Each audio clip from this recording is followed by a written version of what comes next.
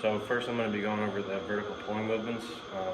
Within the textbook in the beginning, it states that a lot of athletes focus more on their chest muscles rather than their entire back and balance within their hips, their upper back, their lower back, and the scapular extractors. What the textbook really wants to offer within the athletes is that they want more of a balanced program rather than just doing one simple exercise or one developmental exercise within athletes, because a lot of the athletes will focus on one exercise, which is like they state the bench press in the text, but instead more of a balanced program is what the text is looking for. As far as vertical pulling movements go, it's the key to upper back development. And like I said, too many of the athletes, if they don't do these pulling movements, they're going to emphasize more on their chest and their arms rather than their back and their scapula. And it says that in the text that there should be a set of a pulling exercise for every pushing exercise that you do. Pushing and pressing, it can lead to postural problems within the exercises that you're trying to do because of the overdevelopment of the pectoral muscles and the underdevelopment of the shoulder blades or the scapular extractors.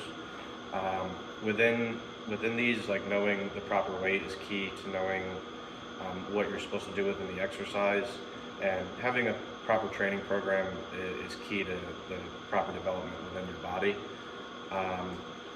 Unfortunately, I don't really have the proper utensils around the area that I live in right now at school, so I don't have something where I can actually demonstrate the chin up, but what I'm going to try to do is take you through the demonstration properly and try to give the proper amount of keys to allow the person to know how to do the exercise. So the chin up within the vertical pulling movements is the first progression. It's the easiest of the body weight vertical pulling movements. The biggest key, which I see, which I'm going to be talking about with these pull-ups and chin-ups and the vertical pulling movements, is the hand posture within. So within the chin-up, you want to make sure that your palms are toward your body, and when you're doing the pull-up, the chin-up, when you're doing the chin-up, you want to make sure that you fully extend your elbows when you're going up.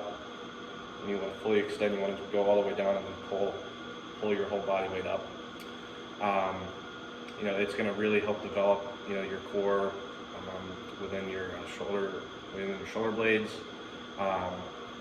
And what I saw in the textbook, you want to do like 3 sets of 8 to 10, 3 sets of 5, 5 to 5, 3 to 5 of 3. So you really want to go from pushing yourself and then getting yourself down to the bottom. So along an 8-week progression, you want to have the parallel grip pull-up as another thing. The parallel grip pull-up is going to be with your arms and your hands facing each other. So it's very similar to the chin-up, but you really want to make sure that your grip is in with the arms and the hands facing each other. It's going to really help develop your forearm and elbow flexors, and it's going to help you more within the different aspects within your upper body development. That's the 8-week progression. For the second progression within the vertical pulling movement, the pull-up is big. Again, it's very similar to the chin-up, but you're going to have your palms facing forward. So your hands are going to face forward on the bar, and you're going to get less assistance from the upper arm muscles. So they said the pull-up in the text is harder, and more athletes are going to struggle with it because you're using more of your body weight that's forward rather than being back.